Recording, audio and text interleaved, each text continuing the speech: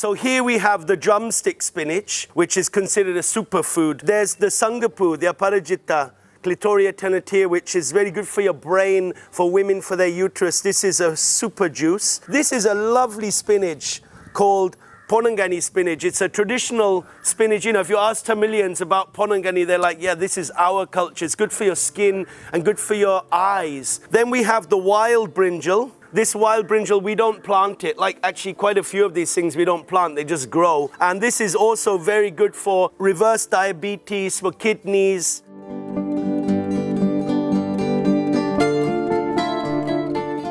This is something that's so fundamental, you know, in our very existence. To know what foods are local, to know what foods are good for us, to know what foods, you know, can be eaten.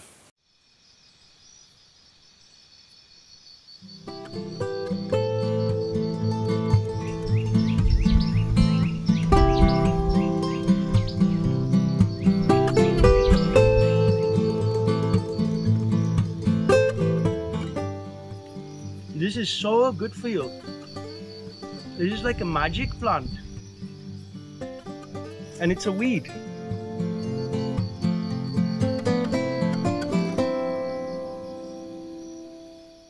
I was very fortunate as a teenager because I went to J. Krishnamurti School in England. And in that school we were very free, you know, to explore more existential questions of life, you know, why was I born? What's the meaning of my life?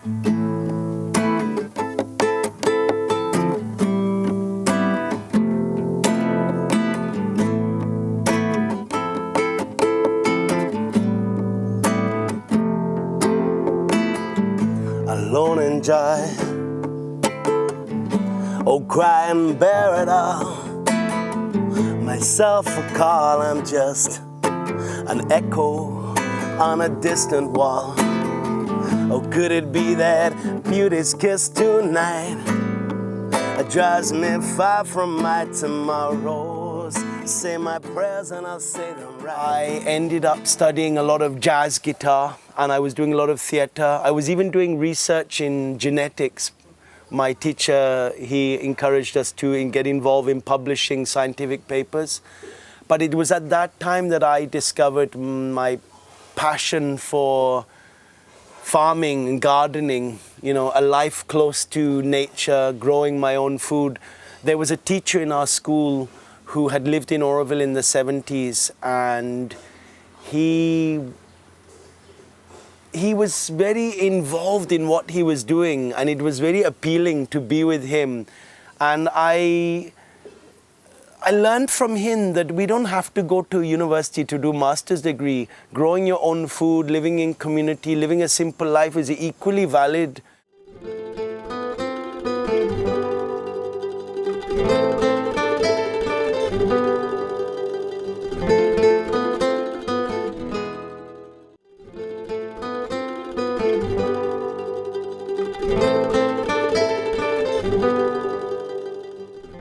So when we started Solitude, you know, it used to be farmland, but it hadn't been used for many years.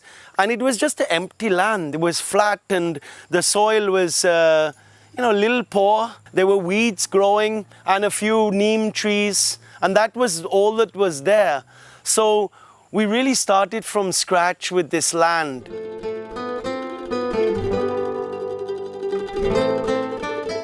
We're trying to understand and replicate the natural systems in nature. There are so many natural systems going on in nature. I mean, the first obvious one is that leaves and organic matter fall to the ground and decay and become healthy, you know, available nutrients for the plants. So the first element in natural farming, what I say is the first and last technique, is to value all the biomass around us, the organic matter. This bioresource is our profit. It's not a financial profit, it's a nutritional profit. Because when we return it back to the soil, soil becomes healthy. This is the very premise of natural farming.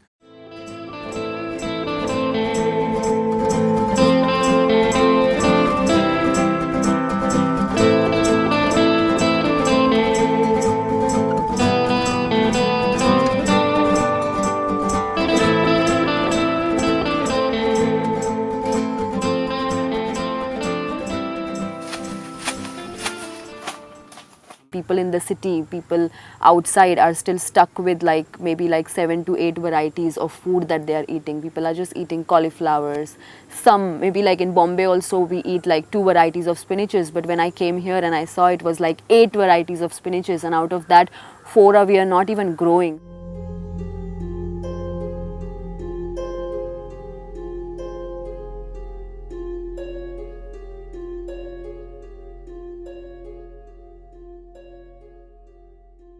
You see, food these days is functional.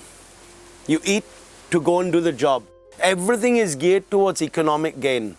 I got the iPad, I got the car. But when there's no water left in the tap, what use is that?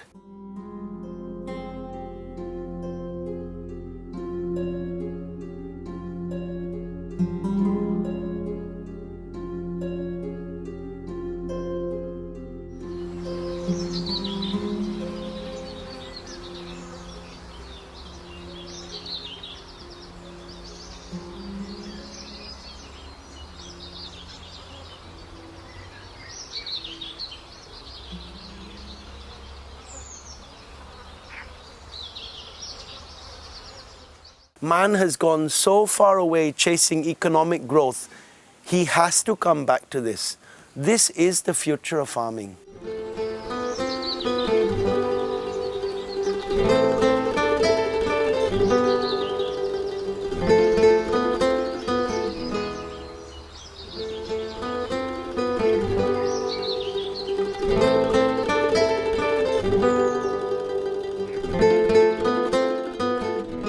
First, as I said, we plant fruit trees. There's a ramphal, and there's tamarind, and there's jackfruit, and mangoes, and sapotas. There's a wide diversity of fruit trees.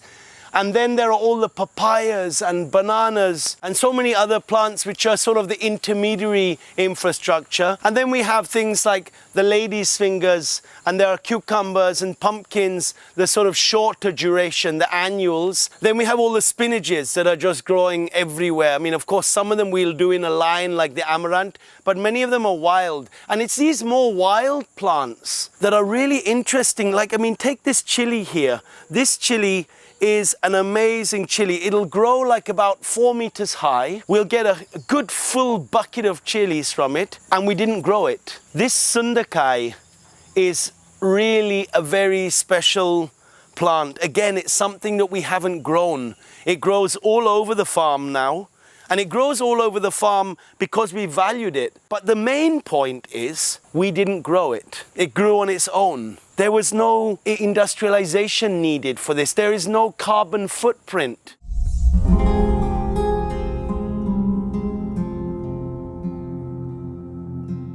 Over the years, we've had less and less rainfall. In fact, over the last 7 years, apart from cyclones, there's a couple of them that filled up the well, we haven't had a monsoon that really filled the well. And that makes irrigation really a challenge. But when we return organic matter back to the soil, you start to see the soil becomes like a sponge.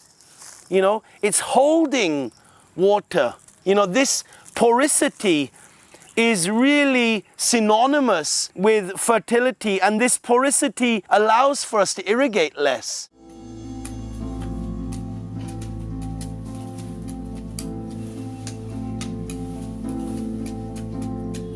People ask me, no, what about pests? In natural farming, there are no pests, because there's an equilibrium starting with the soil and then starting with such diversity. As you walk through the fields, there's a very nice smell of different plants. The insects find their place in that, but not one insect predominates to create destruction, you know, of the whole crop.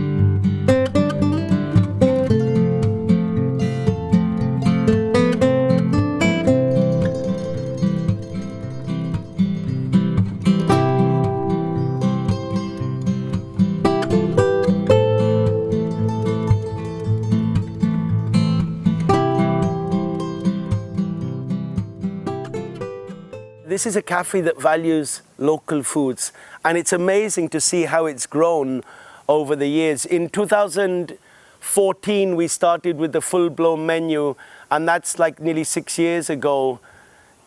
It's become so popular, and you can see in our bioregion how green papaya is slowly valued by more and more people, how certain spinaches are valued by more people. Someone from Sweden showed me how she was using the banana stem, and you know, that's very heartwarming because that's the aim of this cafe.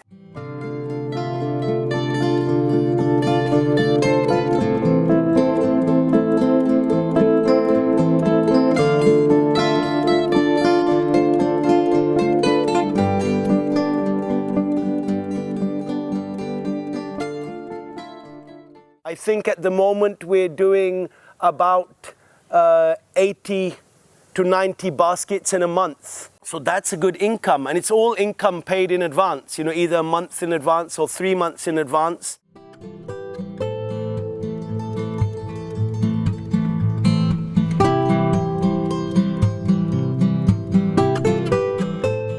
Many people come in, they say, how can I start? And I've got this 1 acre land. And I say, well, start with fruit trees, and around each fruit tree, make a garden. You know, so you're watering those fruit trees, and that water will also go for that garden. So around each fruit tree, you have like a 2.5 meter diameter circle where you have tapioca, the maravillikilinga, kappa, you have drumstick, you have a papaya, you have a couple of bananas, and maybe you have pumpkins that go out. So instead of trying to, you know, irrigate the whole field and take care of a whole field, you've actually got, say, 20 or 30 circles that you take care of. And you could even put a drip on each circle, because you have to be practical, you know. This is a very romantic idea that we're presenting, but it's grounded in utter pragmatism and reality.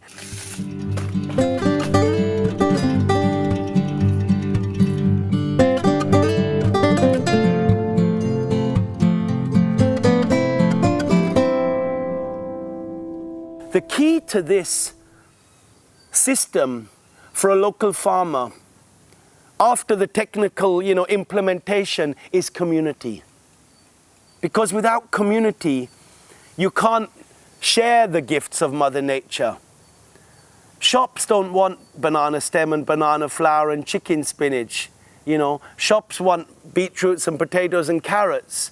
So it's really about having a community of 20, 30 people for an acre farm, and they say, give me the nutrition of Mother Nature. Let my children grow up eating seasonal foods, eating foods that are relevant to my culture and are good for me nutritionally and medicinally. So when you have that community that honors the farmer and honors what he can offer, then the farmer has economic, you know, gain. He'll have an income. Oh, have you seen my, I defy the line that's drawn to define me. Have you seen my, I defy the line that's drawn to define me. Have you seen my, I defy the line that's drawn to define me. Have you seen my, oh, have you seen my, I defy the line that's drawn to define me.